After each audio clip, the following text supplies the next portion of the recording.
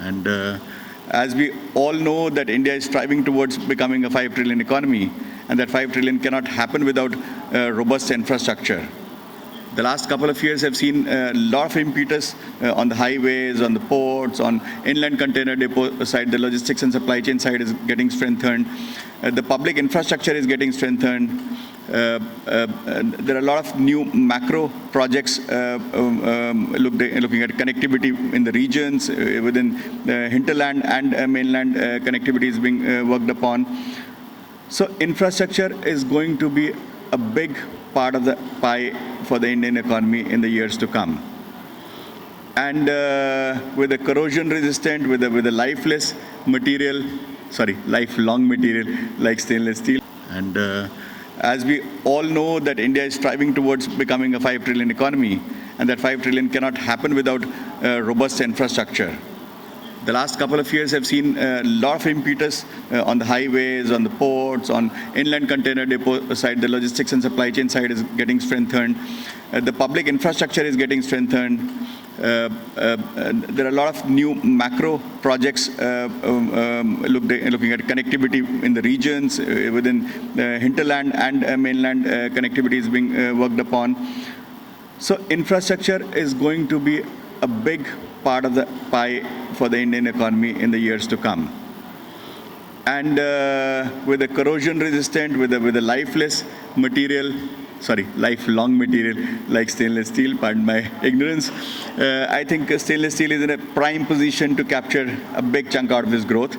And from the expert panelists that we have today, we'd like to tap into those ideas. We'd like to tap into their thinking, that what does the industry need to do? How does the industry need to innovate? How does the industry need to be proactively finding ways of leveraging this growth?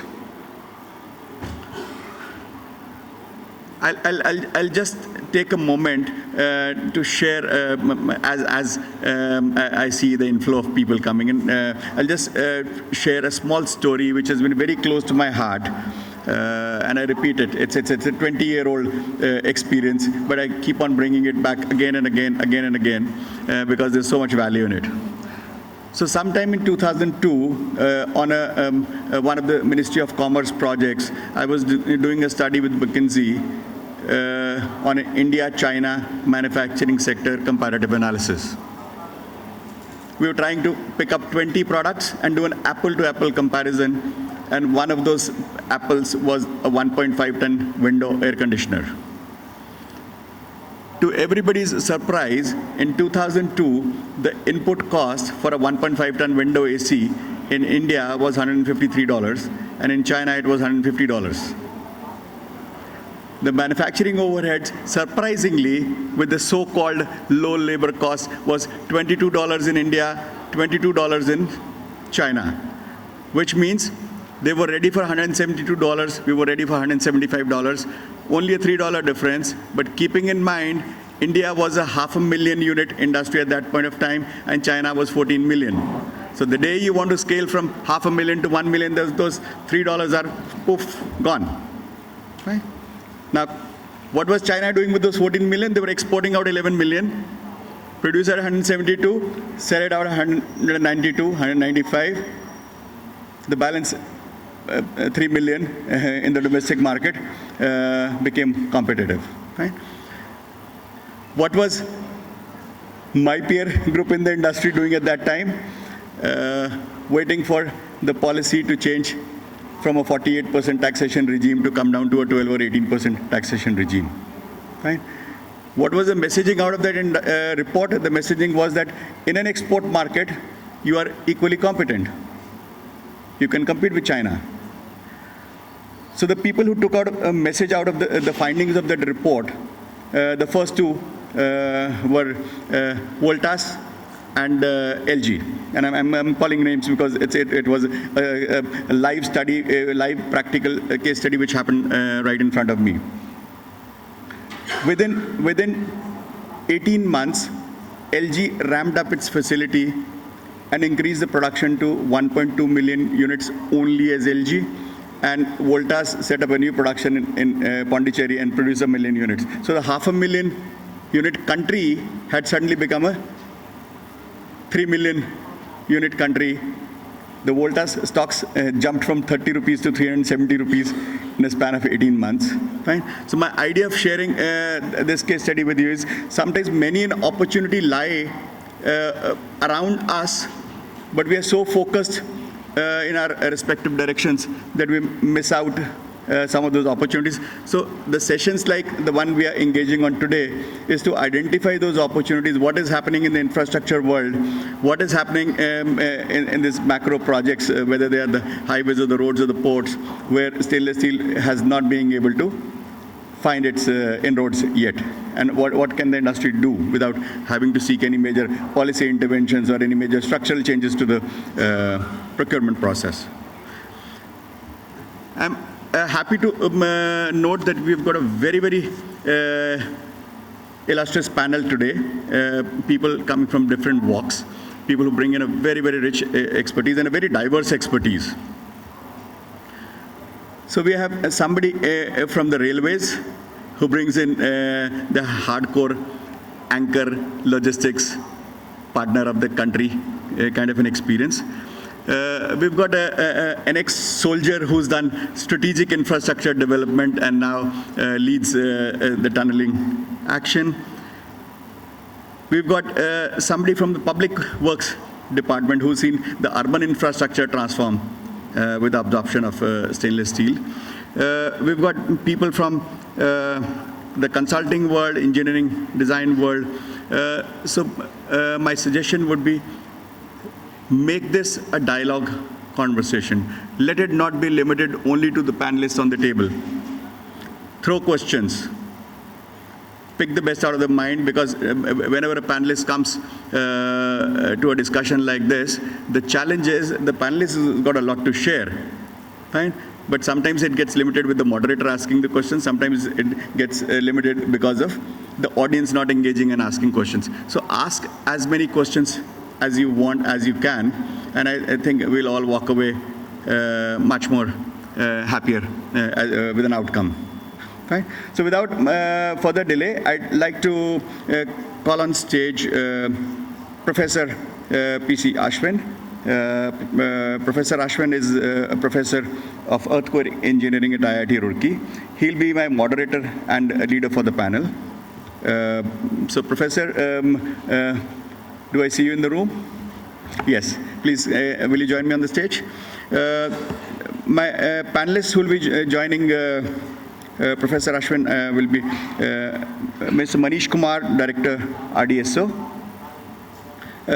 Lieutenant General Suresh Sharma from the Tunneling Association of India. He's also the ex-DG of Border Roads Organization. Mr. Manoranjan Mishra is the Chief Engineer, works from Odisha. He'll be joining us virtually. Mr. Pankaj Vishal from NHAI. Pankaj, where do I see? Mr. Girish Dravid. Good morning, everyone. The topic for the panel discussion is with respect to the role of stainless steel in infrastructure. So we all know, the role of infrastructure in our lives, and how stainless steel with its properties of non-corrosiveness, high strength and ductility can play a major role in this aspect. So with respect to the esteemed guests we have in this panel discussion, we will start with general questions first of all, and then get into the technicalities of stainless steel and other items. I would request the audience members to also note down questions which they might find needs to be answered right now. And the basic aim that as an academician I have in this panel discussion is to get answers on which and the kind of suggestions which the esteemed panel members might give in, which we all can work upon for the next 1 year to come up with some solutions or some kind of justification or solutions or some kind of work that we can do in order to progress the advancement of stainless steel in our infrastructure. So general questions that have been prepared, I would start, and I would want Suresh sir to kind of answer this first question. That how would you describe the current state of infrastructure in India? Please, sir. Good morning, everyone. The question is very straight, that how do you find the state of infra in India? I think one of the major schemes of the government of India is the infrastructure. And so that we are all on the same page, different people have different definition of infrastructure. Somebody would call bridges, roads as infrastructure. Somebody would call railways as infrastructure. Somebody would call electricity as infrastructure. No. Infrastructure is a very wide canvas. And I would define it as the backbone on which everybody rides. It includes all. Includes roads, rail, bridges, buildings, communication infrastructure, everything that under the sky you can ever think of. So I think in the present scenario, for two reasons. One, the economy is on a roll. Worldwide, it can happen only when the two things pick up. One is the infra and second is the manufacturing.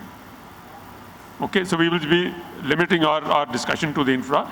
So government has already announced no, I will not assign figures here and figures there. Figures are very misleading and at times inconclusive. So irrespective of the figures being announced by the government due to policies, but the policies are very right that our infrastructure is on a roll. Whatever be the sector that you are related to, that is one. Second is, how is our infrastructure? Qualitatively, I will put a question mark. Very, very honestly speaking. Every second day we have something or the other coming up, some design issues, some construction issues, and some safety issues. Okay, quality related. Whether we are lacking in quality in terms of designs, we are lacking quality in terms of supervision, or we are lacking quality in terms of safety. Our safety record is not very good. Every third day we hear a bad news of a bridge collapsing, or one of the spans of the bridge falling. Loss of life, property is bad. Is bad. Okay, so my request to everybody would be that let's be quality conscious. And that is where I will relate the stainless steel. Most of us who have worked in the government departments, today given a choice, if I was to make my own private house and I had a choice between carbon steel and stainless steel, I'll choose stainless steel. But yesterday when I was in the government, if I had a carbon steel and the stainless steel to choose, I'll still choose carbon steel. Why? Because the cost factor.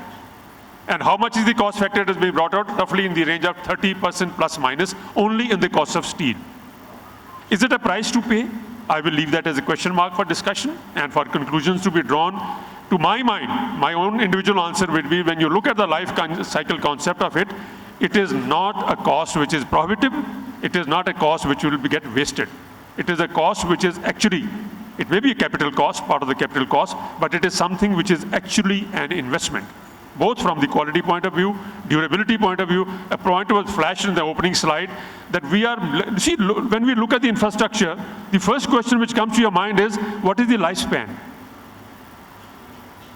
Individual buildings, we look at 50 years plus minus. I don't know, I will again leave a question mark whether our buildings would ever last 50 years without a renovation.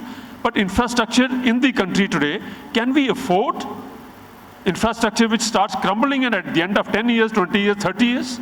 No, I think we have to look at, especially the important kind of infrastructure, 100 years. When it is 100 years, it is definitely not carbon steel, it is stainless steel. I will leave it with that. Thank you. Thank you, sir. Thank you. I'll ask the same question to Pankaj ji from NHAI as to what are the significant challenges. As sir has said with respect to the challenges, I want you to kind of put some more light onto it as what is being faced by NHAI in terms of the challenges faced in the infrastructure sector.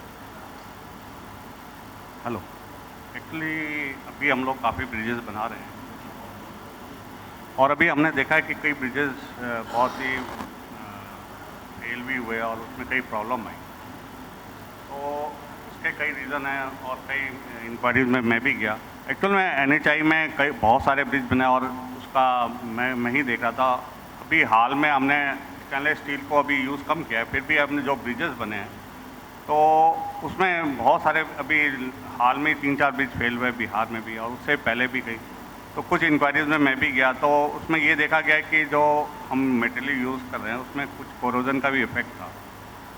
तो अब हम इस conclusion पे पहुँचे हैं कि steel को use किया जाए। हाउएवर इसका वेट भी कम है, इसकी लाइफ स्पैन भी ज़्यादा है, इसकी मेंटेनेंस कॉस्ट भी ज़्यादा है, और अभी हम इसके ऊपर काफ़ी वर्क भी कर रहे हैं। अभी रिसेंटली हम इस पर एक सर्कुलर भी जारी करने के जल्दी जारी करेंगे। और मेन चैलेंजेस ये है कि अभी स्टील की इनिशियल कॉस्ट तो ज़्यादा पड़ती है ही है, प्लस अभी मार्केट में इसका ज़्यादा वो प्रचलन नहीं है। तो इसको ज़्यादा से ज़्यादा अगर जो इसके प्लेयर्स हैं इसको IRC में अप्रोच करके अगर इसको IRC में इंक्लूड करा लें तो NHAI जैसे ऑर्गेनाइजेशन और जो हाईवे बना रहे हैं उनके लिए बहुत फ़ायदा होगा। धन्यवाद सर। हमारे साथ मनोरंजन मिश्रा जी भी ज्वाइन कर रहे हैं, राइट? ऑनलाइन है वो PWD से। मैं उनसे भी यही सवाल पूछना चाहता हूँ। मनोरंजन जी, आप हैं हमारे साथ?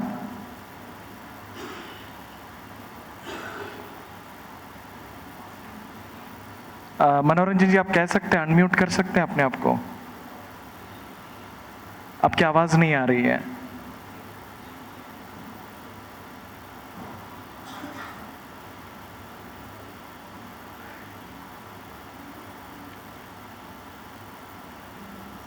आपकी आवाज़ नहीं आ रही है sir. Will come back to you. हम आपके पास वापस आते हैं by the time technical team kindly sort it out.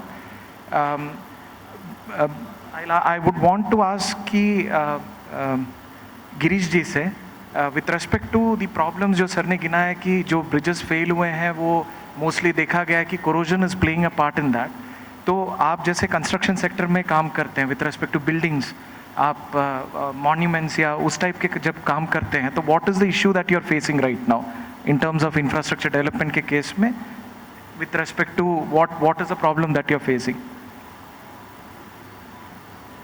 So this fact has already been recognized that buildings or structures which need to last longer, even some government authorities for whom we are working on building structures, they have stipulated use of stainless steel. So this fact has been recognized that stainless steel is an alternative to carbon steel. For example, I am doing one project in Mumbai, Baba Saheb Ambedkar statue. Now it's a very big statue, about 350 feet high statue with a big foundation for it. And we are using stainless steel rebars in the foundation, all the components which are underground, and stainless steel sections in the statue itself. The statue framework is steel structure. It's not a concrete structure clad with bronze, but it will be steel structure completely. So because its life has to be 100 years as per the tender conditions, we had no choice but to go for stainless steel. So this one thing, and secondly, as Lieutenant General Suresh pointed out, for some private properties, the clients are opting for stainless steel as a reinforcement in their concrete structures. So corrosion in areas like Mumbai, and other coastal regions, corrosion is the major problem, and that is what has been already recognized, and stainless steel is being used there. Okay, thank you, sir. I would want to add on to this what everyone has said in this terms is that when we look at the structure, it is mostly the service life that matters the most in terms of, as Suresh ji said, ki a building service life is only 50 years and the bridges ranges from 75 to some or 100 years. So when we look at the longevity of the structure, the material, the problem is with respect to whether that material attains that particular, is durable enough to attain that particular service life or not, is the biggest problem in my opinion in that term. So we, as we are in Noida right now, you must have read in newspapers and all as to the RCC buildings which is using carbon steels. in terms of 5 years and 6 years, it is losing, I mean, people are observing corrosion in them. Some buildings built by certain reputed companies are coming down because of the problem of corrosion mainly, right? So the problem, one of the problem is, okay, we are building, we are using our money, a consumer, whether it is a home buyer or whether it's an industrialist, we are building homes to make it, or the industry to last a certain life so that we can focus upon our job of manufacturing, our job of running our homes. We should not be running around looking after the infrastructure which is providing that condition to work upon, right? So here, another question comes in my mind, Suresh sir, is like, if I'm going to a construction guy and asking him, can you give me suggestions on material? I mean, what kind of suggestions should we think about in terms of the material that can be used? I mean, stainless steel, as everyone is mentioning, okay, if it is a coastal region, corrosion is my problem, then stainless steel is coming into picture. Is there any other choice in terms of material selection to achieve this longevity? Or what can we do in terms of construction to at least till the time stainless steel comes into picture in a big way? Is there any other material available to achieve this longevity of, let's say we want a house which lasts 125 years or a bridge which lasts 200 years? Sir. See, the material, the choice of material is a factor in consideration, even when you're doing the design. It all depends upon the lifespan. If the lifespan is to be defined under 100 years, the design parameters are different. If we list it as 50 years, it's different, and the lesser is already been said. But when we talk of the buildings, we talk of the infrastructure, we talk of any structure, not infrastructure, any structure for that matter, the two elements are concrete and steel. And of course, there are other structural elements, but then two basic elements are the concrete and somebody mentioned, my colleague on the dais mentioned about Mumbai. I was also in Mumbai in 2006, 7, 8. I was the chief engineer with Navy. And that's the time that Mumbai embarked upon the journey of the flyovers, if you travel on the Western Express highways. And we thought that these flyovers and the road would last another about 40, 50, 60 years at least. See the condition today. Most of these bridges, most of these flyovers have to be now taken out and probably either given another lease of life by reinforcing, by redoing certain things, or probably by a replacement. Was that the right choice? What was the choice at that point of time? Yes, Jindal steel was another thing which was brought in at that point of time, that okay, if you're operating in the corrosive environment, then Jindal steel was brought in, and somebody else said, yeah, epoxy coating. And even that was a very fancy thing. I remember when I was the chief engineer, my own design staff, and I tell them, why don't you put epoxy coating in all the buildings 100%? That's my desire to do it. He says, sir, you can't do it. The investment part of it over the cost of steel would be 20%. The auditor, he will check your pricing, that your pricing is to go up by 20%. How will you explain? Now, these are the factors, I think probably, you said that how to go about it. I think it starts from the top and bottom both. Firstly, let's see that it's being brought out that it can be very beautifully done. The ministries are in favor. Okay, when we approach as a body, okay, with a proper backed up system that, okay, we need to issue some kind of guidelines. I'm not issuing directives. No, policy makers will not issue directives, but they will issue guidelines that if you are operating in the corrosive environment, be it the seaside, be it the underground, be it anywhere else, but it is corrosive, use stainless steel. Okay, your second question was that how do we bring it in? Then the design consultants. Once it is mentioned in the guidelines, it's very easy for the consultants to bring it about in the DPRs. And once it is in the DPR, whether you get it out a departmental contract or the EPC contract, it is very easy to build into your design parameters that, okay, it becomes a binding on the contractor, if it is there in the DPR, to use that material which has been mentioned. Now, what are the choices of material? I think what is available today, other than the steel, is that, okay, steel reinforcements, steel shavings are being brought in, certain Dura bars are being brought in, that, okay, somebody has also mentioned that, okay, being broken about that in the composites, we have something which is the steel fiber, okay, which is used as a reinforcement to the concrete. It's being used even in case of the tunnels today. We also have fiber. Okay, it's being brought out as one of the reinforcing materials.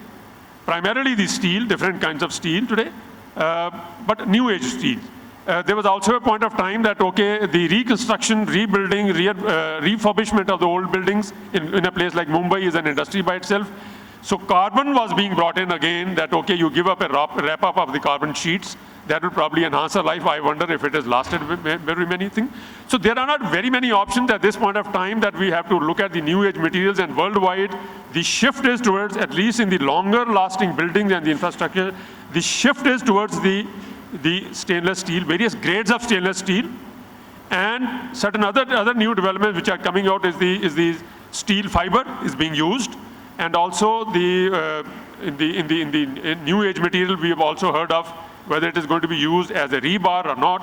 It is a question of, at least up to 2 or 3 stories it is started getting used is the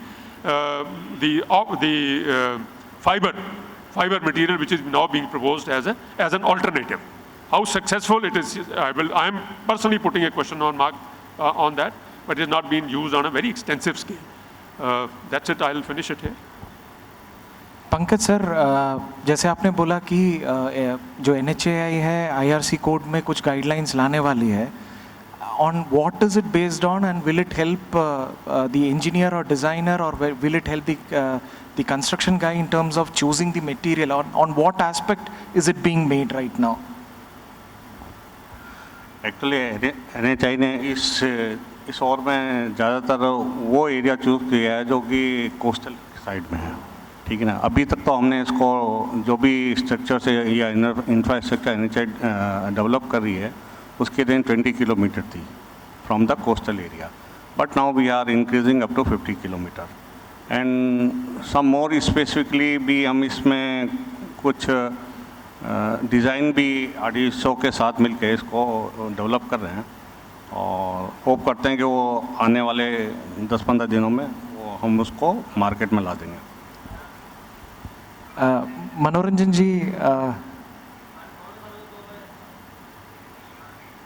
जी आप सुन पा रहे हैं? I think he is still not joining. Bhutani ji, I want to ask. आपका mute, मनोरंजन जी, हम पूरा mute करेंगे अपना। I think you need to unmute me. मनोरंजन जी आप सुन पा रहे हैं? अनम्यूट कर लिए, बोले एक बार।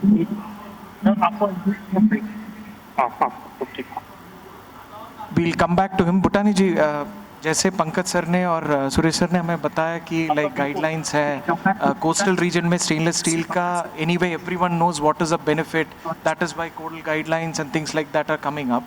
Can you elaborate on why we are just sticking to corrosion? There are certain good properties of stainless steel which can come into picture with respect to designing in a high seismic region. It can come in terms of bridges in normal case also, as the high strength might come in. Can you elaborate on what are the grades, different grades, and what are the benefits in that aspect?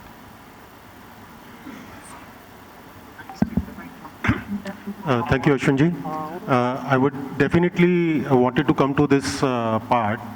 Whenever we are talking about the stainless steel, the first and foremost thing which comes to the corrosion, and because of this very significant property, we are always going toward the areas like coastal areas or high pollution areas. But stainless steel, what I want to pitch in is not only limiting to corrosion, but it has many other properties like higher strength vis-a-vis the conventional grades. And to quote some example, first of all, initially, a couple of years back when we started promoting this for the infrastructure application, we thought we will get a positive response from the coastal region like western or the southern belt of India. But surprisingly, we are getting a very good response from the northern part. Stainless steel rebars are widely used in Rajasthan, which is conventionally suggested as a dry belt, although it is not from this year. A prestigious project of RDSO fast track testing, they are consuming almost 2,000 ton of stainless steel rebar. They are not only limiting to rebars, they are now coming up with various bridges in that vicinity of project wherein they are using stainless steel.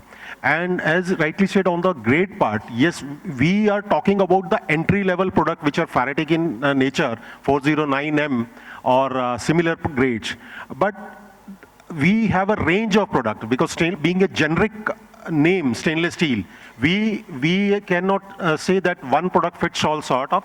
There are superior categories available. We have duplex for very high polluted area, for petrochem and chemical industries also. And with the right selection of material, we can enhance the property of the infrastructure also, sir. Thank you. Thank you sir.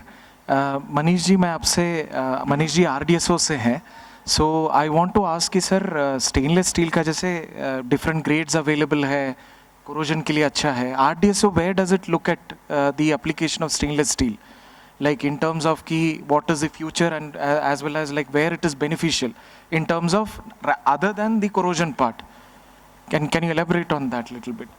Other than corrosion के अलावा where the higher strength maybe bridges में कैसे application अभी RDSO कर रही है, उसका थोड़ा सा आप एग्जाम्पल के साथ बता सकते हैं?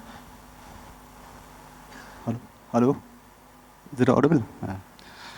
Yeah, at present RDSO is involved in the design of, RDSO has done the standard designs of foot-over bridges, as already told by Bhutani sir. For 6 meter wide foot-over bridges in Western Railway we have constructed.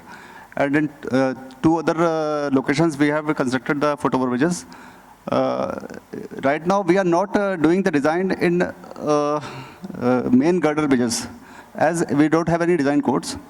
So in that part we have to make some efforts to develop the specification for design. In stainless steel bars also, we are using the stainless steel bars in coastal areas. In coastal areas up to 30 kilometers in the vicinity of coastal areas, we are using stainless steel TMT bars. We have incorporated the design provisions in our concrete bit code. And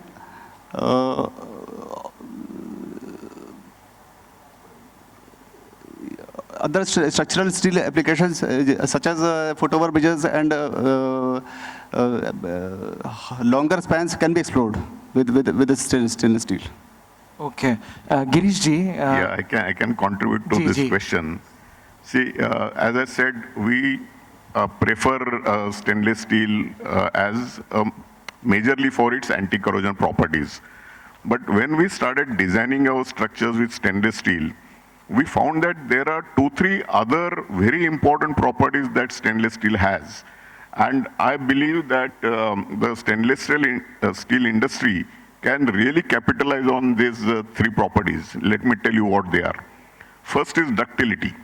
So if you compare the ductility of carbon steels with stainless steel products, carbon steel we talk of, and even the codes, they talk of minimum ductility requirement as 14.5%, that has to have 14.5% ductility. And when we actually tested the stainless steel products, the sections as well as rebars, we found out that consistently we were getting ductility in the range of 20 to 25%. Now, this is a very important property that we can capitalize on. In fact, I was talking to Dr. Ashwin that we might go back to our codal authorities and tell them that the stainless steel has better ductility properties. You can revise the codes and play with earthquake parameters for design and optimize your designs. That is one thing. Second important thing that we observed was fire resistance. Now, as compared to carbon steels, normal carbon steels, we found out that stainless steel can retain its strength for a higher temperature range, and it can retain its ductility properties for a higher temperature range than normal carbon steels. This again is a very important property of stainless steel, which we can harp on, and in order to achieve the required fire rating of the structures, we can use this property. And the third is very important again in terms of sustainability. See, carbon steels, by the very nature of their name, they contain carbon. So when you go to recycle that steel, the composition of carbon steel changes. And every time you have to add something or modify its chemical composition to regain its original composition. So it doesn't remain what it was after recycling. Whereas stainless steel doesn't have carbon. It has chromium, nickel or molybdenum and some such things. So the stainless steel, any number of times you recycle, it retains its original properties. It's a perfect recyclable material. So these three properties are very important, the technical properties, but manufacturers and vendors can definitely harp on this, emphasize on this, and try to market this steel as it is. Thank you, sir, for highlighting the good properties of stainless steel, which is more than corrosion. Just to add upon what you said, ductility ke liye, why it is important is, many of you may not be knowing, as a structural engineer, when he designs any building in India or abroad, what we are relying upon is not just the strength of the material. आप जैसे dead load, live load, जो building में आता है या bridges में आता है, if you look at a building per se, when we design it, we just not look at the strength of the material that जितना load आ रहा है उतना तो वो ले ले. We also depend upon ductility of the steel. All of India is covered under certain zones of earthquake, right? We all know that it is like earthquake prone, many areas are. Now the earthquake code is also getting upgraded in terms of many more zones. The peak ground acceleration expected at site is also going to increase. So if you see, when we design a structure, we want ductility in the material because we want not to design bunkers which remain elastic. We want aesthetically pleasing structures, first point. Second point is when an earthquake comes, the designer is designing an economical structure in such a way that he is utilizing the ductility of the material to play a big role while the earthquake is coming. So the building gets damaged, it gets into the non-linear range. Concrete cracks happen, everything. But the main intention of our Indian design code is not to allow the collapse of the building, causing deaths in the building. So that is why ductility, where you talk about stainless steel and all, the ductility and the strength of the material plays in advantage above the corrosion property that is already coming into advantage into the whole process of designing a structure, whether it be bridge or a building like that.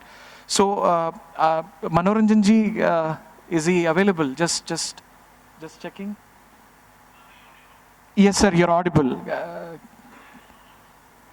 Can you increase his volume, please? Discussion at the end of documentation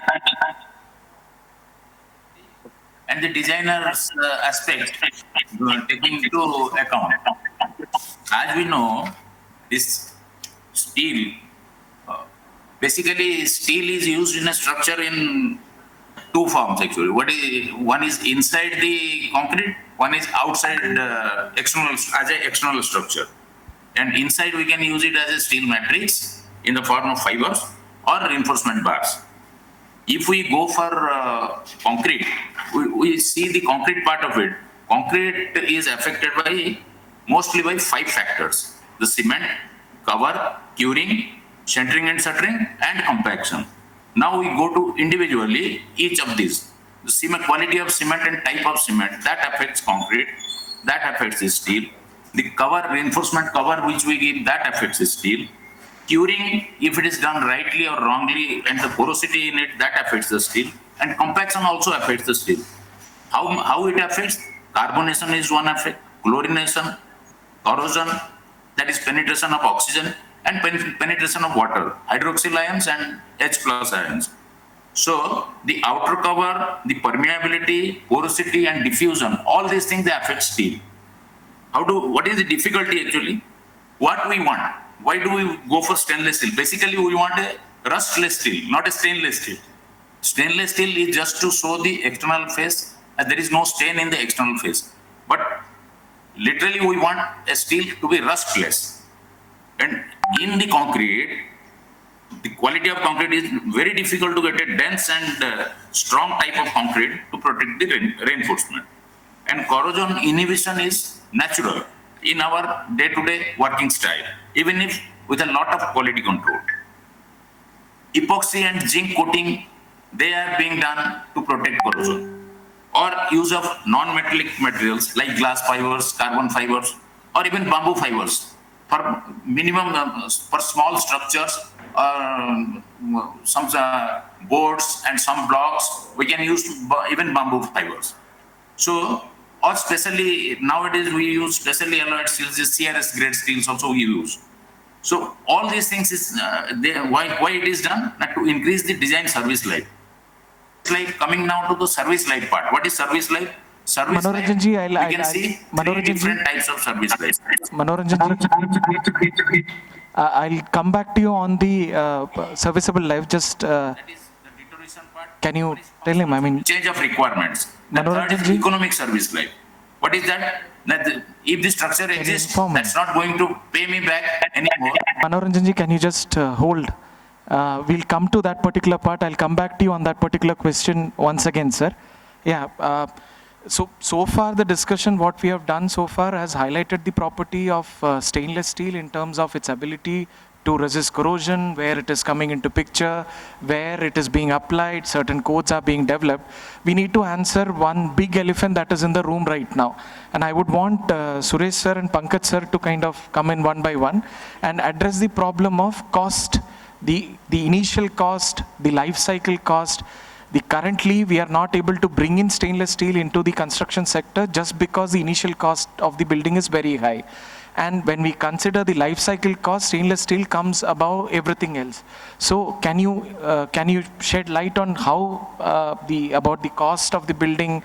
Is this process right of taking the initial cost of the structure? How can we progress towards the life cycle analysis of this structure? How can we bring it into practicality of every contractor that is out there bidding for a new project? I think this is a very pertinent question, and this has been highlighted, including in the initial remarks, that while it's established here more or less in this room that stainless steel is a preferred material for using in the high value infrastructure, especially where the life expectancy is higher. Now the second part which has got established is that the initial investment or the capital expenditure because of the higher steel of cost is higher. So how do you meet the two requirements? How do you justify this? It is especially when you are dealing with the government departments there, it has to be justified that how do you achieve this? And this can only be justified that if you're looking at a 5-year, 10-year horizon, no, that cost cannot be recovered. But when you look at a life cycle concept, when you're looking at the entire lifespan of that building, a normal carbon steel, 5 years, 10 years, I just explained what is happening in Mumbai, 10 years down the chain, okay, 10 years down the line, these structures are getting repeated. Now, if you have to replace a structure after 10, 20, 30 years, vis-a-vis there is a structure which is going to stand till as late as 60, 70, 100 years, I think it outweighs. Today, it's become very clear. Now, this can only be justified that if you find that the maintenance cost is low, the refurbishment cost is zero, or the replacement cost is also very low because you're not required to replace for a longer period of time. This can be justified only when you take the life cycle concept. And once this is done, I'm sure the authorities up the chain will take this very positively and not negatively. It is the way that you have to explain it. So that is one part which we have to do. Yes, we cannot also take it that 100% of the places go across and start using the stainless steel because it is good.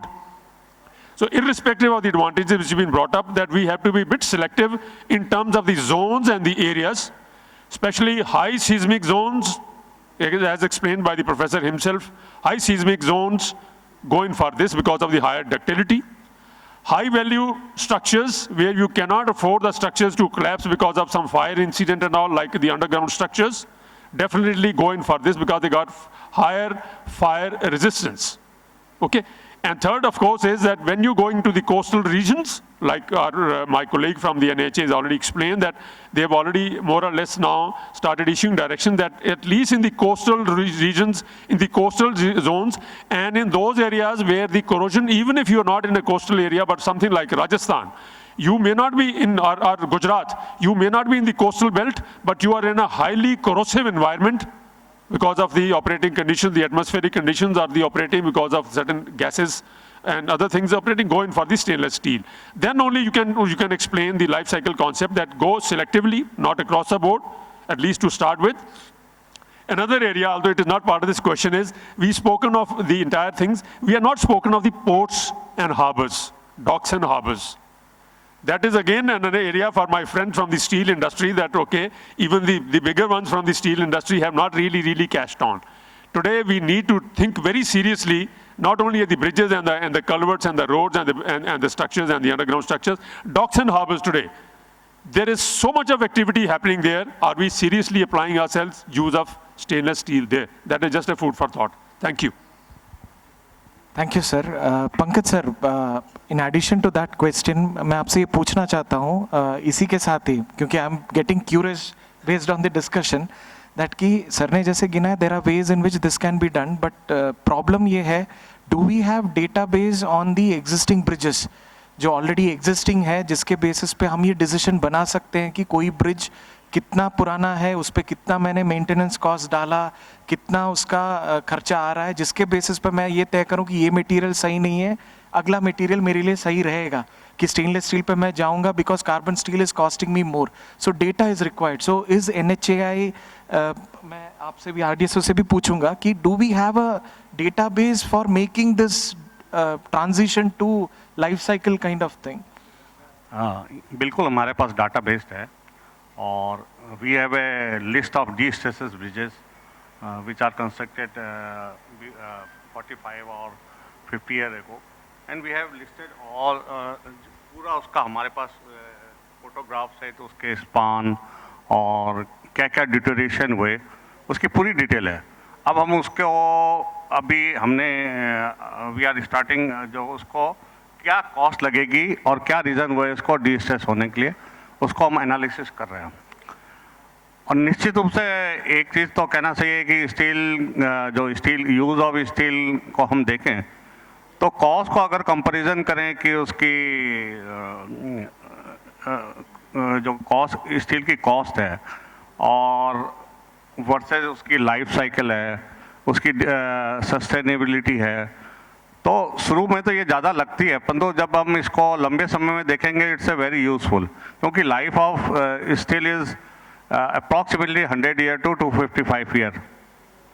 सो अगर हम उसको उस term में life cost cycle को analysis करें तो steel is very good alternative for bridges structure, because I am dealing with all the bridges structure. और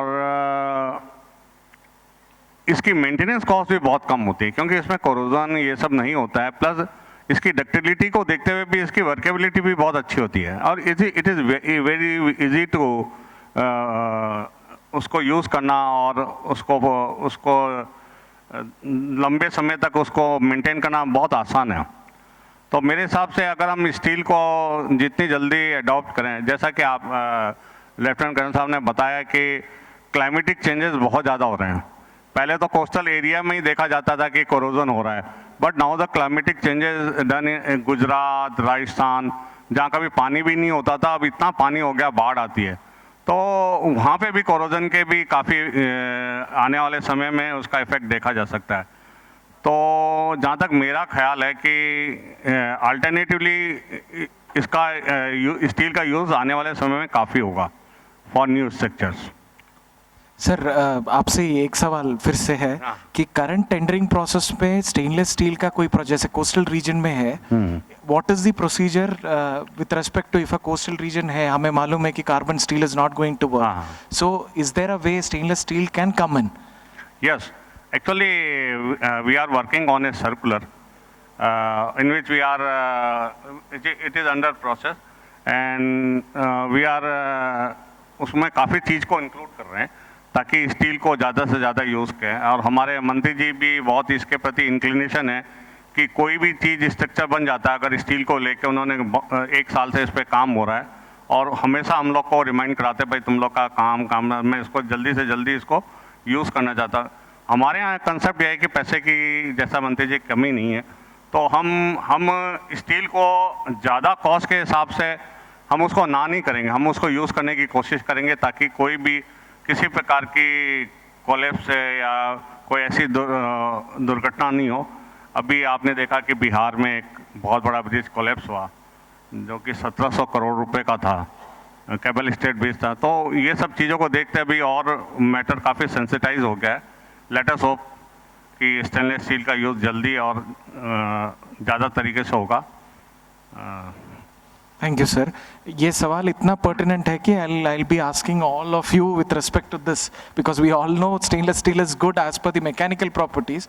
तो इसलिए Manish ji I want to ask you कि जैसे भूटानी जी ने अपने प्रेजेंटेशन में दिखाया था there was some study on life cycle analysis के केस में.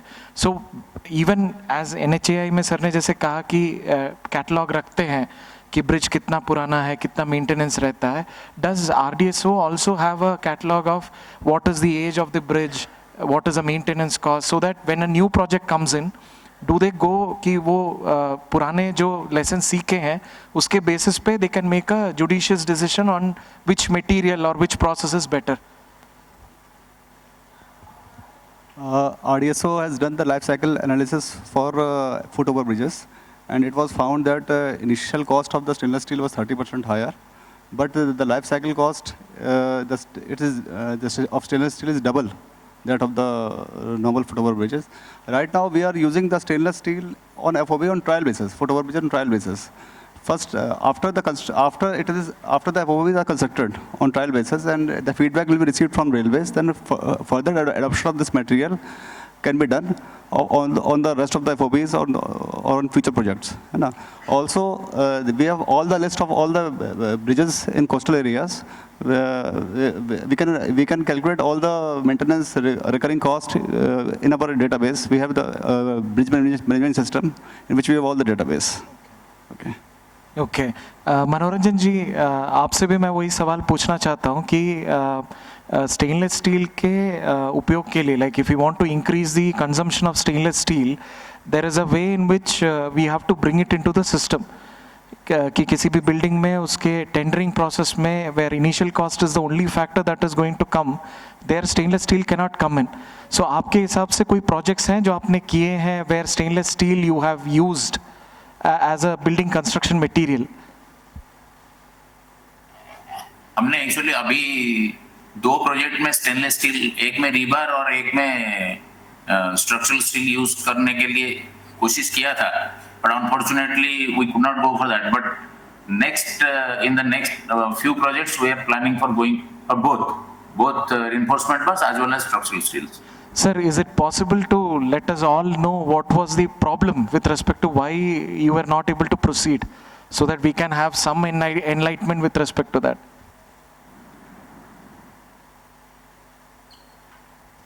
Sir, आप सुन पा रहे हैं? Question repeat. जी जी, मैं ये पूछ रहा था कि जो प्रोजेक्ट आप कह रहे थे कि स्ट्रक्चरल स्टील और रीइंफोर्समेंट स्टील के बेसिस पे स्टेनलेस स्टील आप करना चाहते थे लेकिन वो प्रोजेक्ट शुरू नहीं हुआ. What was the issue sir? नहीं, शुरू नहीं हुआ मतलब target originally we thought of doing it with ordinary steel, but in the subsequently we thought of going for structural steel, but as the completion time was a target for us, so we dropped the idea. And in the next few projects, we are planning to go for structural steel as well as reinforcement steel. Okay, sir. Girish ji, जैसे मनीष जी ने बताया कि like initial cost 30% higher था, but maintenance कम लगता है. पंकज जी ने भी वो बताया. What is your experience? I mean, you have used it in your projects, etc. Like current projects आपके चल रहे हैं जहाँ पे stainless steel you have used it on structures. What is your opinion with respect to the maintenance of a building which uses carbon steel and the one which uses stainless steel? I don't think I will be able to answer this question because we started using stainless steel in our projects very recently. About 5 to 6 years ago. So naturally, there is no deterioration in any of the structures. So I can't comment on what will be the repair cost over a period or something. So right now, I don't think it is all guess that stainless steel will last for 50 years, 100 years or something like that. There are no concrete studies that we can do based on certain database. I think 3-4 generations have to pass in order to get this data. Okay, भूटानी जी, आपने जैसे sir ने जैसे बोला कि उनके projects अभी 6 years के हुए हैं. Wherever you have provided stainless steel, as in a project for a foot over bridge हो सकता है या रीबार के तौर पे भी अगर आपने दिया है, what is your feedback with respect to the maintenance of the structure? What is the feedback that you have got? As rightly said by Mr. Dravid, most of the projects which have been completed in India, they are not much old, 4 years, 5 years back only. Most of the studies are laboratory based only. And on the basis of that, what we are trying to achieve is probably the structure will achieve a minimum 2x life, double the life of the conventional grade. International standards are also not very old. They are also maybe few decades, 1 or 2 decades old. So as of now, a database on 100 years life or 80 years life will be difficult to say. But there are various tests has been conducted. Like in IIT Roorkee has been involved in various tests, wherein on the basis of that we can really say that the life will be minimum 1.5 and can go as high as 5 times also. Okay, sir. So we have understood what is the problem, what are the possible ways this can be gone through. So we have got a good idea about the life cycle cost analysis that we need to do. Now one more thing. जैसे sir ने Suresh sir ने ये बताया था कि we are focusing on buildings, bridges and all. He talked about ports. I want to ask first Manish ji से कि with respect to longevity, कि आप कहाँ देखते हैं कि like if stainless steel is what we are using as a material, like I've heard RDSO coming to IITs and asking, give us a bridge which gives us, we are not looking at 75 and 100 years. Give us a material with which we can achieve a service life of 200 years, 250 years. That there are many bridges that are built over electrified railway lines, over large rivers where maintenance under the deck is very difficult to do. So is there anything where to reduce our maintenance efforts? Is there like stainless steel के तरह से longevity आप कहाँ देखते हैं, like आगे stainless steel के application के हिसाब से? Hello. Particularly in railway girder bridges, as we have a long coastal, as we have a railway has a huge network in coastal areas.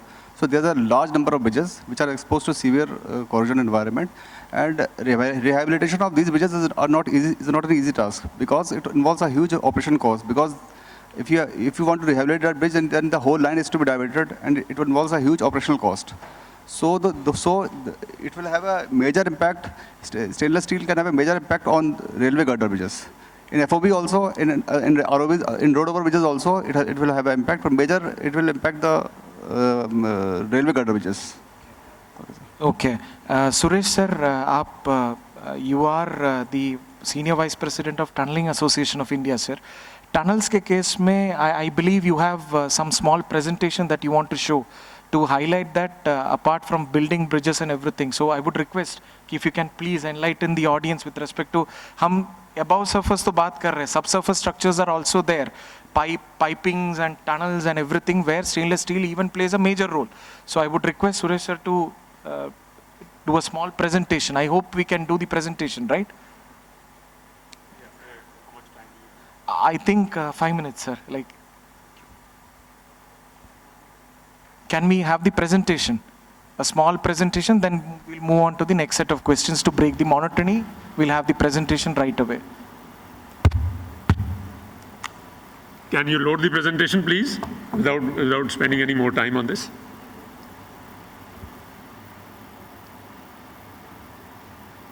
I find no response. Yeah? It's being done? Okay, good. Ladies and gentlemen, firstly, I must thank the chair for giving me this opportunity to explain to you that as to, because we've spoken about the structures, bridges, we have spoken about the railway bridges, we have spoken about the buildings and the other infrastructure. So far, we are restricting our discussions to what we see over ground, but the future is not over ground. The future is underground, like it or not, worldwide. So I will make a very short kind of a presentation to you as to what is it all about. Next slide, please. Yeah, next slide, please. Can you, yeah. Just to, because I'm representing the Tunneling Association of India, those of you who have not heard of it, this is a non-profit organization which is under the overall ambit of International Tunneling Association, which is a UN accredited body. We are the authorized agency of the Government of India to deal with the international agencies on this. Basically, we are the ones which is a platform. It's a technical platform available for all the stakeholders, be it the designers, the builders, the material providers, and the others, to come onto one platform and share knowledge, experience, and also document what we have.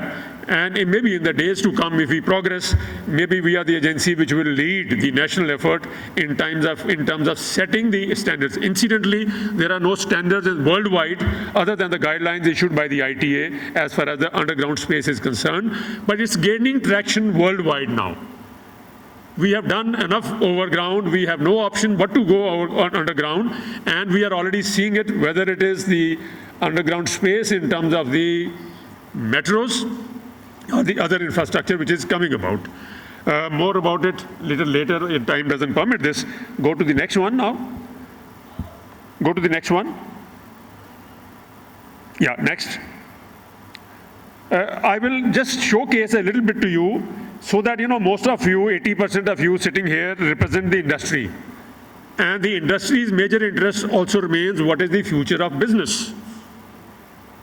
And the future of business is also substantial as far as the underground space is concerned. Okay, so next slide, please.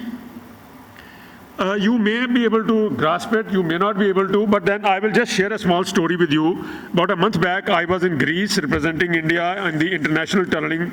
It's a World Tunnel Congress, which happens every year. This year it happened after a long time because of the COVID. And in that, the member nations are given some time to represent themselves. They just give you 4 or 5 minutes to represent. So in that, you have to make that impact that you do. So what I told my colleagues there is 79 member nations, that I will not talk about China, because China infrastructure and the total percentages and everything is generally kept on the secret guidelines, so we don't know as to. But I know that plenty is happening in China. But if you leave China aside, I made a very open statement there that it is India versus the rest of the world. As on today, we have closer to 1,700 tunnels and 3,600 kilometers of tunneling. Show me any part of the world, each country could boast of 1 tunnel, 2 tunnel, 10 tunnel, 100 tunnels, but no country today can speak about 1,700 tunnels.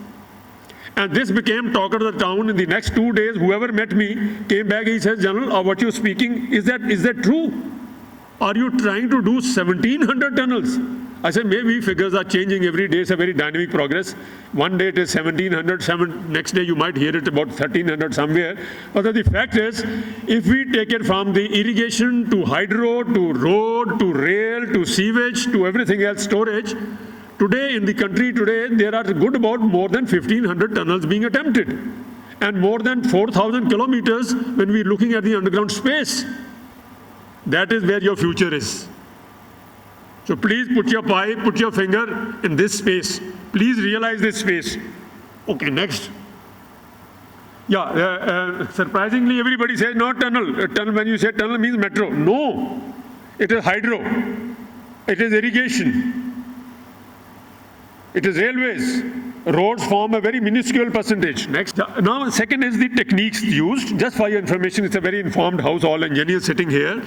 That the worldwide, the oldest concept used to be mixed kind of things.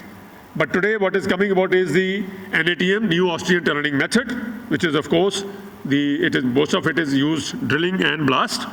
And we also have the TBM, tunnel boring machines. So these are the two things that you'll find, the NATMs and the TBMs, which are creating all sorts of underground structures for you. Very, very good things. And fortunately for us in India, today we are the country which is using both in a very balanced way. Another thing which is now catching up is the micro tunneling. You will hear about it. That is mostly in the sewage tunnels. Next. Next. Yeah, there I can keep quoting figure after figure, but then the fact of life is there is a large, huge scope here. Next. And if you go state-wise, because a lot of people are interested, business interest also lies in certain areas, you'll be surprised that there are 10 states out of whatever number of states that we have, which are taking away 88% of the total share of the underground space. 88%. Okay, and it is with Maharashtra, Arunachal Pradesh, Uttarakhand, Jammu and Kashmir, Himachal Pradesh, and the rest. So this is what it is. Okay, the growth. Now the point that I'm sharing is that today we are not here to set the bottom lines. We are here sitting as an industry body to set the top lines. And I'm making it today, let's talk of growth. So far, our focus was more on the engineering aspects. Well, in the business community, you're looking at the business opportunity, and the business opportunity will come out of the growth. The point that I highlighted is this is the industry which is underground space is the future. 20, 30, 40 years, our roads would be saturated. Overground, at least in the urban areas, you will have to shift base to the semi-urban areas. If you are operating in the urban areas today, the only operating base available to you would be the underground space. See what's happening in Mumbai. We kept suggesting to them 5 years back that, okay, please create some kind of underground storage for the rainwater drainage. They said, no, money, finance. Today, there is no thing. I think under compulsive condition today, they are going to go the Malaysia route, that is the underground running space, for creating the underwater water reservoirs. Okay, next. You'll have no choice but to go underground. Next. Yeah, why stainless? I think it has been used and it has been explained. I'll not load you with the same repetition again. It's all there, strength to weight, corrosion, ease of fabrication, impact, as the professor has brought out. Whether it is the seismic load or any kind of impact load, because of the ductility factor, it can contain certain kind of, it can absorb certain kind of impacts. Better fire performance has been mentioned in passing by one of my colleagues here today. In the underground space, ladies and gentlemen, you must understand that underground space is corrosive. Why is it corrosive? Especially in case of tunnel, firstly, it is continuously in contact with water. During construction, after construction. Two, if it is vehicular traffic, sulfuric acid and the acidic fumes, it creates corrosion. Third, if unfortunately, in an unlikely event of fire, and if it happens to be a passenger kind of a traffic, what do? You have to create a space where, till the time people can be safely evacuated, it holds. There's nothing better than stainless steel. The British stainless steel has carried out an experiment where they say that, okay, they burned that area and this side of the tunnel and on the other side of the fire retarder kind of system that they had. And I was told that the ambient temperature up to 1,000 degrees centigrade it can withstand. Beyond that, it will start melting and de-shaping. Till then, it was okay. And the temperature on the safer side was almost to the degree of 30 degrees centigrade. I only hope that report is right. Long-term value we saw. Environmental, again, it is not something which has to be mentioned in passing. We all are responsible ladies and gentlemen. We are responsible citizens and we are responsible engineers. Scant regard is given to the environmental factors. Today, one of the major factors in case of stainless steel is that it can be regraded, reused. And they're claiming, the manufacturers are claiming that it is stainless steel, unless you have to sing one song.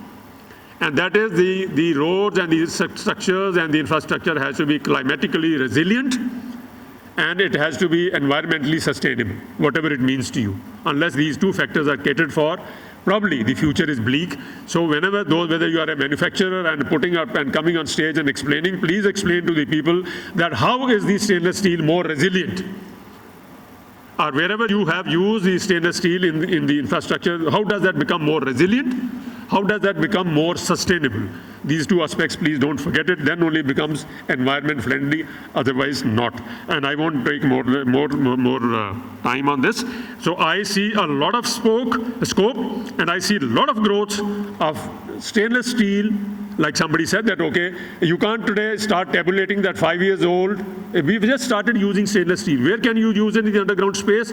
Right from your cable trays, to the deck slabs, to the drain covers, to if you want to create an artificial ceiling, to the bar, rebar, and if you are renovating, everywhere it is stainless steel. People have even gone to the extent of that we don't want ventilator fans also made of any other alloy. And last thing that I want to leave an idea with you, next. Ladies and gentlemen, growth is all right. My recommendation, serious recommendation to everybody, especially the manufacturing, how much time and money are you spending on your R&D? Future is into the materials.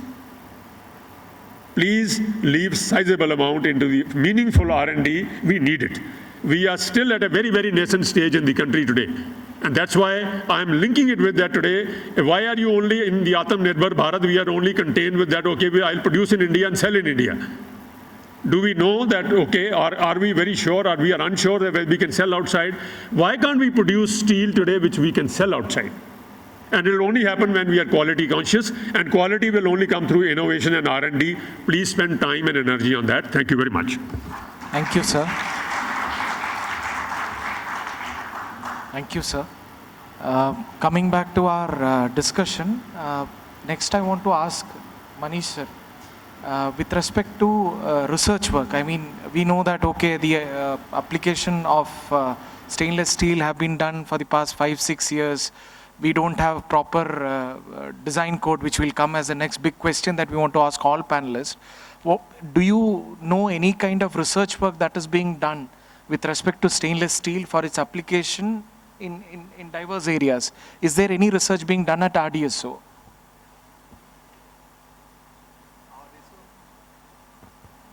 RDSO has developed the specifications for stainless steel, for high strength marten stick stainless steel.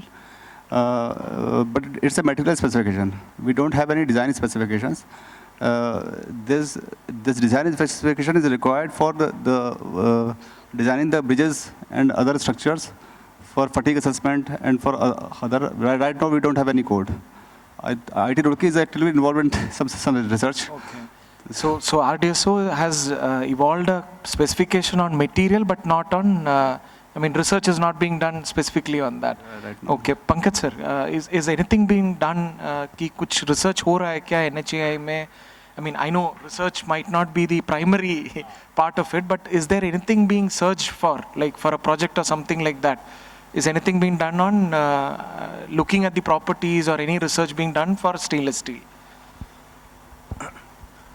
Actually हम लोग research work तो करते नहीं, परंतु based on the research work जैसा कि RDSO से आपने बताया, और फिर हमारा भी इस पे एक रिसर्च विंग है, परंतु इतना ज़्यादा नहीं होने, परंतु हम इसको जैसे जैसे समस्या आ रही है और उस पर जो भी उसकी इंस्पेक्शन रिपोर्ट आई है उसके आधार पर हम इसको, और हमारे मंत्री जी भी इसके स्टील को यूज़ करने के लिए काफ़ी हम लोग को प्रोत्साहित कर रहे हैं, तो भविष्य में हम डेफिनेटली इर्रेस्पेक्टिव ऑफ कॉस्ट हम इसको यूज़ करेंगे। मनोरंजन जी, आप इस पे कुछ कहना चाहते हैं कि is there any research being done? I know PWD also doesn't go much into research, they are mostly construction field में काम करते हैं. Is there anything you are searching for a project with respect to stainless steel? उसमें PWD में भी, PWD, not only PWD, in all the construction work in the government, actually I strongly recommend this. Whatever we are discussing, I am a strong supporter of this, and we must go as per this one. Okay, sir.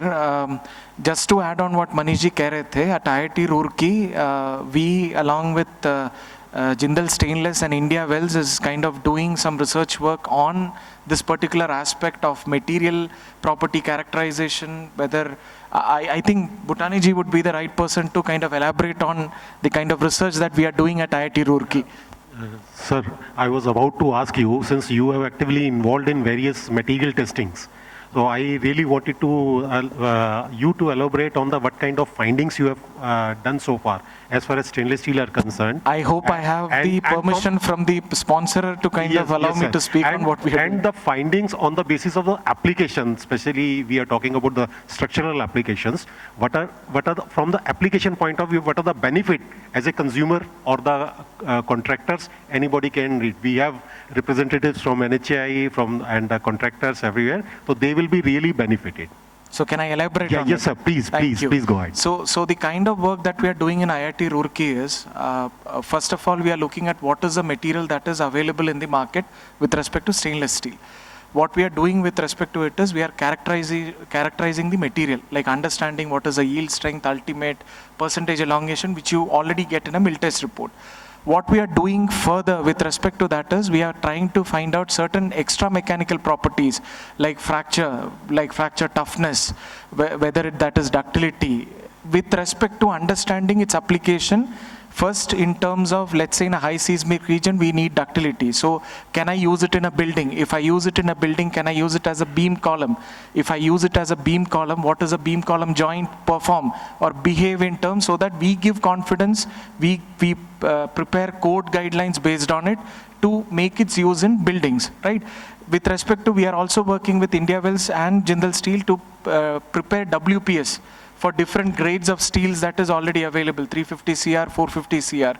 Because ultimately you and we both know that it is not the structural steel that fails, it is always the connection that brings the problem to you. So we are trying to address and bring in WPS procedures for you for welding. In terms of bolting also, we are looking at what is the solution, we can look at it for a beam column joint in a building. Now, you know that stainless steel application in building can be a far-fetched idea right now. The direct application that we, along with our partners in terms of this research project, are looking at in terms of its application in a bridge deck. Not just a foot over bridge, but in terms of whether its application in terms of a road over bridge or a rail over bridge kind of a ROB kind of a functional. So you understand one thing, that in terms of seismic application, it is in a bridge, it is a pier which enhances into giving ductility to the system. The deck is mostly designed as a elastic system. R is equal to 1 or R is equal to 2, the response reduction factor is taken in such a way. So there in a steel bridge, the factor that affects the design is fatigue. So we need to understand the fatigue property of the steel such that its application can be put in as sir is saying ki girder ke liye design banana hai, we need to understand the fatigue property. So the whole agenda is, okay, material characterization, application in buildings, application in bridges, and last not leaving its application in terms of fire resistance. If you read literature all around, you will find that carbon steel के उतना fatigue का property stainless steel में है, ductility ज़्यादा है, strength ज़्यादा है. When it comes to fire, everyone is, we don't have much of information with respect to that. So what we are doing is, the available steel in market, we are trying to assess that particular property in terms of fire, structural application, and material characterization. So that is what we are looking at. And that is the whole sum of the work that we are doing with Jindal Steels and India Wells. Now that brings me to the next big question. I'll start with Suresh sir itself. As to, we don't have guidelines in India right now. We have guidelines. To put a context to it, I'll say guidelines are already developed for stainless steel, different grades. I'm not saying it is developed for our grade, different grades that are available in Europe, America, Australia, New Zealand, and China. Do we have a code? We don't have a code. We have it on materials. So is it going to impact? I already know the answer. Most of you might know. But what is a bigger impact of not having a code? Can you elaborate with respect to tunnel design? And I would want Manish sir to say with respect to bridges, Girish ji to also say with respect to codes, with respect to where it comes. Suresh sir. I'll restrict my answer only to the tunnels or the underground space. It's a fact today that we do not have codes written as yet, because it's a work in progress.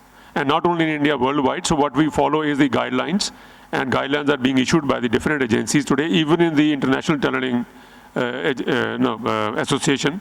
The codes are in terms of guidelines and nothing sacrosanct as such, but it will evolve over a period of time. Like we said that, okay, like the stainless steel, even the underground space is evolving. It is evolving very fast. Certain kind of structures, yes, the codes are available. Those are also applicable to the underground structures, but not all of it. So I can only summarize it in that way. That's a work in progress. And as and when it gets concluded as part of the various studies in the ITA, we shall also adopt that. And then probably in days to come have an authority in India which will be the agency to certify these. As of now, it's a work in progress. Okay, that's all I can say at this point of time. Manish sir. Till the time guidelines or codes are not available, we cannot go with the railway girder design. So since major stainless steel can be applicable in railway girders, तो जब तक ये guidelines final नहीं होंगी तो वहाँ उसके design में हम लोग नहीं जा पाएंगे. तो ये क्योंकि अभी तक railways the ministry of railways has decided to use the stainless steel in FOB on trial basis, because in FOB the loads are considered as non fatigue. Since fatigue assessment is not clear, so that's why ministry is not gone with the design of railway corridors. Otherwise, ministry would have definitely gone.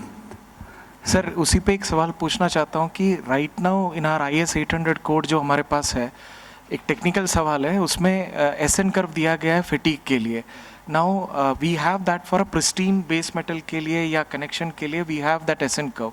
We don't have an SN curve for a corroded structure. So जो भी हमारे carbon steel के bridges हैं, अगर हमारे पास SN curve ही नहीं है corroded like degraded structure के लिए, aren't we playing with fire right now with all these old bridges that we have? So if I use stainless steel, I need not worry about that kind of a thing for a long time. My question is your take on we not having an SN curve for a corroded base metal or a connection. Yeah, definitely, it is a major concern. But since when the bridges has been initially designed, it was designed for some spans, definitely some span. Some of the bridges, the major span has already passed, but since it is not subjected to that kind of loading, so that's why the bridges are running. Okay, sir. Or wisely said. Girish ji, आपका experience with respect to like code के हिसाब से, like right, you are working in buildings and all. Yeah. So really there are no codes, and so many times when we have used stainless steel as rebars and as structural steel also. So we had to write the design basis report, and in that we had to really define the parameters of design ourselves, because there are no guidelines. One thing is sure, that stainless steel is not an extension of carbon steel. I mean, you mentioned IS 800, but the same code or IS 206, 2026, it cannot be applied here. This is a different material. So entirely new code has to be written for stainless steel, I think, for which a long time has to go, because a lot of research has to be done, a lot of studies have to be done, experimental studies have to be done. All that will happen over years. But right now, there are no guidelines, no codes. So when we went in for designing some significant structures where there was a peer reviewer, now he was also at a loss what kind of peer review he will conduct in absence of standard guidelines and codes. So as in performance-based design, the normal procedure is to form a consensus first. So take the client into confidence, the peer reviewer, ourselves, everybody concerned, the contractor also, and you form a common guideline for that particular project, that this material we are going to use, so we will follow these particular parameters. Now, naturally what happens is, when there are 3-4 people, conducting all this exercise, a lot of conservatism creeps in. Because if I say I'll design for this parameter, the peer reviewer will add some safety to it. The client will say, oh, you are doing it for the first time, you be conservative. So all this is naturally creeping in, the conservatism is creeping in, for which guidelines and codes, if they come faster, it's better for the industry. And then the cost of design, cost of actual construction will come down. It will help promote stainless steel more. So, it's very essential that we come up with these guidelines fast, conduct this research very fast. Correct sir. Girish ji, इस पे मैं एक और चीज़ पूछना चाहता हूँ कि जैसे आप बोलते हैं कि डिज़ाइन के लिए मटेरियल की अवेलेबिलिटी एक इशू आ जाता है. Even if code is there, material availability becomes a problem. That's right. So are you facing any issue with respect to material availability? Oh yes, very much, very much. Particularly in structural applications, beams, channels, rounds and all that. There is no standard chart, a national standard. Like there are British standard sections, there are American standard sections, and all vendors and all manufacturers in that country have to produce their sections conforming to those standard sections. Now in India, naturally there is no standard chart published by government or any authority. So every manufacturer comes up with his own brochure. These are the sections that we produce. And because there is not much demand, most of the times these sections are manufactured as per the order, procurement order. So now suppose I sit down for my schematic design and I design a structure taking help of brochure from Jindal, let's say, and I design the whole structure. I put out quantities and publish my tender. At that time, if Jindal says that no, we have stopped manufacturing these sections because there is not much order, and only these sections are available, I have to go to another vendor who says no, but we don't manufacture these sections. So there is tremendous confusion. There is a hindrance because of non-standardization in the country. Manoj, you want to address that problem right away? At the moment, I would like to say, first of all, as far as material standards are concerned, so there are standards, what we have also copied from the ASTM standards only. Yes, there is a limitation that we do not have BIS as of now.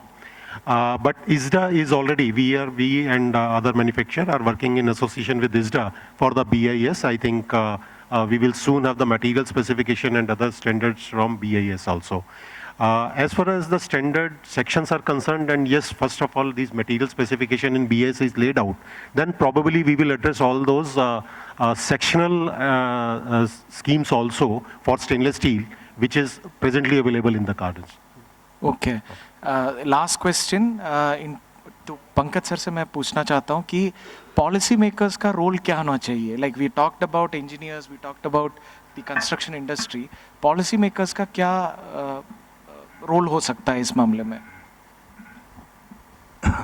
Actually policy maker का role तो बहुत बड़ा है, परंतु उनको output जो steel industries के जो प्लेयर्स है वो वहाँ से मिल सकता है, बिकॉज उनके पास रिसर्च वर्क काफ़ी है.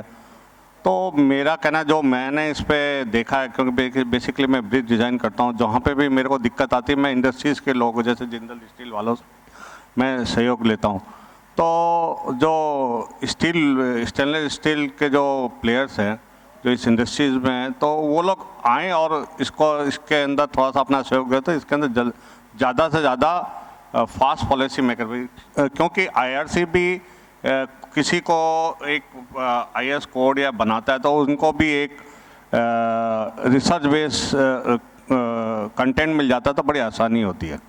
तो मेरे को लगता है जो इसके अंदर जो स्टील जो प्रोड्यूस कर रहे हैं जो बड़ी बड़ी कंपनियां, उनको आके अपने रिसर्च को प्रेजेंट करना चाहिए डिफरेंट गवर्नमेंट में, लाइक NHAI, और क्या इसके आगे क्या इसका फ्यूचर हो सकता है वो बताएं तो जल्दी से जल्दी पॉलिसी बनेगी.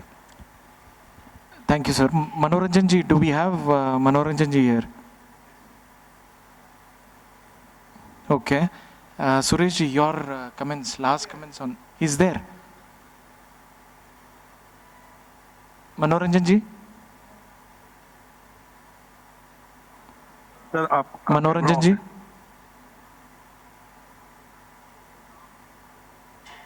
Okay. Suresh ji, your comments on what can policymakers do? I think it's been brought out by my colleague here that the policy decisions are very informed decisions. And when you take an informed decision, it is based upon a hardcore evidence and data. Okay, so the data and the evidence has to come from the field. Okay, whether it is through their own departments or it is through the industry, it has to come through. That is one part of it. Second is certain decisions have to be fast-tracked and certain trials also have to be fast-tracked. We can't wait for, and certain parameters will have to be, if I can use that, interpolated. Okay, we can't run full life cycle concept-based design that, okay, we'll wait for another 40 to 50 years for the outcomes. No, we cannot. So there has to be fast-tracked trials. There has to be certain field trials, lab trials, certain properly informed engineering decisions. All this, if it is fed to the policy makers, I think it'll ease their process. But definitely the policy makers need to issue, till the time the final codes are done, they need to issue some kind of guidelines so that in the absence of those codes, these guidelines become de facto the codes. And people start using them for encouraging the use of materials. Not only, I'm not saying that advocating only the stainless steel, new age materials. And the industry also needs to take stock that, please, I will reiterate the point that I made, you need to invest more onto the research and development. In consonance, in collaboration with the academia. That's the way forward. Thank you. Thank you, sir. With that, we end this panel discussion sessions, but can we take questions from the audience? Questions from the audience? Okay. I'm very excited to see the hands up. Hello, sir. Hello. Yeah, my question is generally to all the members of the panel. It was mentioned that the cost of a stainless steel structure vis-a-vis the alternative is maybe 30% higher. I don't agree to that. If you compare a normal structure available in the market made of IS 2062 or any other structural steel, it will not cost you more than 150 rupees a kg. You pick up stainless steel structure, it will cost you not less than 400. If I am wrong, please tell me. So how do you say that it is only 30%? It is 300%. Number one. Number two, you have not yet, I am being a devil's advocate. I am not saying that stainless steel is bad. I am just want to raise a question for general awareness, that bridges in India which were made in very corrosive environment during the British time, let's say Howrah Bridge, it is still working. It is 1930s vintage and it is going to be 100 years. There is no problem. So why do you say stainless steel will only stainless steel can last for 100 years, not the ordinary steel? So to sort of, I should say it's a overstatement if you say everything should be replaced by stainless steel. We must be very judicious, maybe in earthquake-prone zones or something like that we should promote. But I don't think this is especially to our economy, which is a low-cost economy, so much of capital expenditure going into one area and denying other areas may not be correct in the long-term perspective of the government. These are my two questions. Hello, मैं एक चीज़ बताना चाहूँगा. आपने Howrah bridge का जो example दिया है, तो आपको मैं बताता हूँ, उसका एनुअल मेंटेनेंस इतना ज़्यादा है कि आज भी अमेरिका से लोग आते हैं उसको मेंटेन करने के लिए. और उसकी cost of maintenance so high, तो आज तक उसको पेंटिंग करना, उसको देना इतना कॉस्टली अभी भी है कि इसलिए वो आज तक वो सस्टेन कर रहा है, वो कोरोजन नहीं हुआ. तो हम ये नहीं कह सकते कि अगर ये स्टील को इसका अल्टरनेटिव, मतलब वो उसकी मेंटेनेंस बहुत ज़्यादा है, इसलिए उसका वो आज तक कोरोजन नहीं हुआ. And regarding the first question that you have asked, what Manish ji ne bola the 30% higher hai, I guess there are different grades that are available. Like duplex steel hai, which is 400 rupees per kg, if I'm not wrong. Whereas ferritic martensitic ka ek combination hai, which is only, I think, 140 or 140 rupees per kg in comparison to 80 or 90 rupees per kg. So there are different grades that are available. Their use was with respect to footover bridge. So a property of footover bridge, as he said, the loading is not too high. And looking at the costing of a combination of different, the microstructure, कि आपके पास austenite है, martensite है, ferrite है, फिर austenite और इसका martensite का duplex जैसे बोलते हैं, same you have a different combination. So you have different rates. I mean, for our economy, where we are all concerned about the final cost of the structure, हमें तो economical चाहिए. That is why I think the manufacturers are coming up with different rates.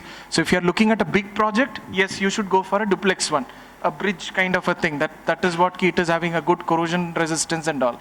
Where you're looking like, okay, I need longevity, 100, 125 years, maybe a ferrite martensitic might be a good option. 140 rupees per kg, just 50% more.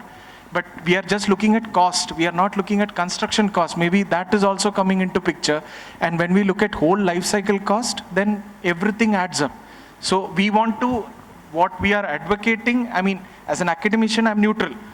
I should look at all the facts. I mean, all these people on the panel right now has mentioned the overall life cycle cost being the determining factor to choose a material. That is all I want to say. Hello, अभी railway ने एक completely steel bridge बनाया है और इसका inauguration में भी हुआ है. तो वो सब काफ़ी चीज़ों को पॉइंट ऑफ रखते हुए भी मेरे को लगता है उन्होंने इस चीज़ को इनिशिएशन दिया है। मेरे ख्याल से RDSO को इसकी नॉलेज होगी। अभी एक जोन ने एक फुट ओवर ब्रिज बनाया completely made of steel, Andhra में बनाया सर। मैं Sir, I would, although most of the things has been addressed by Dr. Ashwin, but on, because some commercial aspect what you have raised, first of all, when we say stainless steel, we are talking about the group of different alloys. We are not talking about one particular product. So the range commercially starts from as low as 100 rupees kg, and it may go very high also.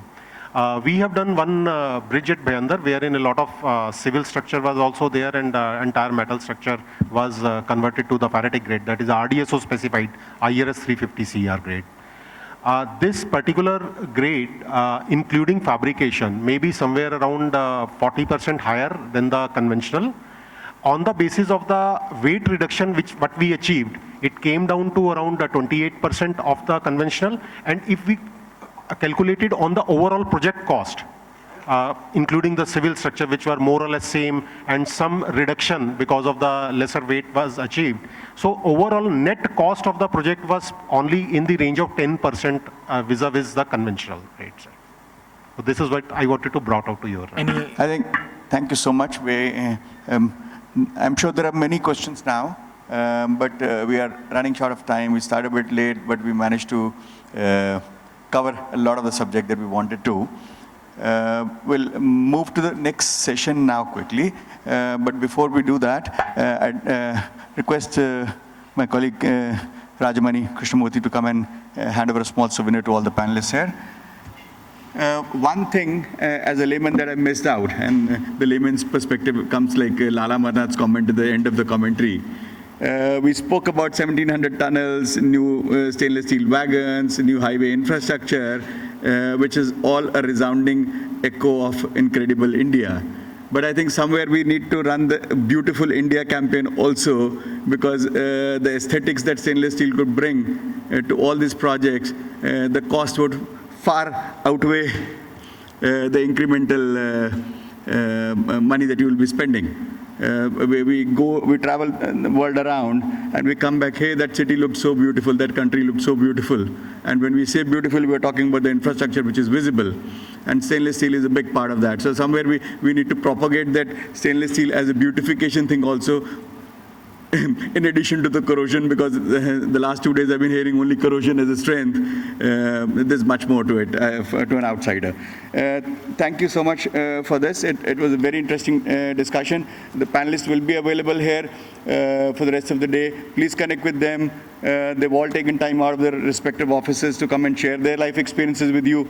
Squeeze as much as you can from them, and I'm sure they'll help. Right? We'll quickly hand over a small reminder that you were here with us today on the 4th of August. Dr. Ashwin, can you please step forward?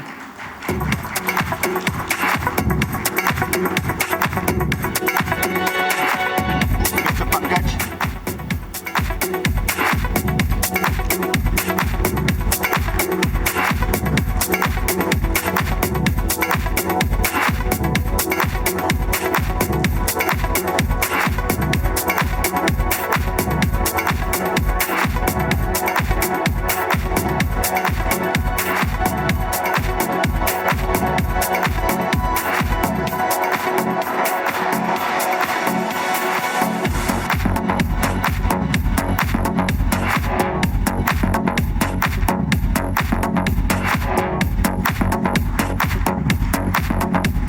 Step forward for one group picture. Raja, stay here. You're required. Yes, one group forward. Please step forward from the tables so that the tables don't.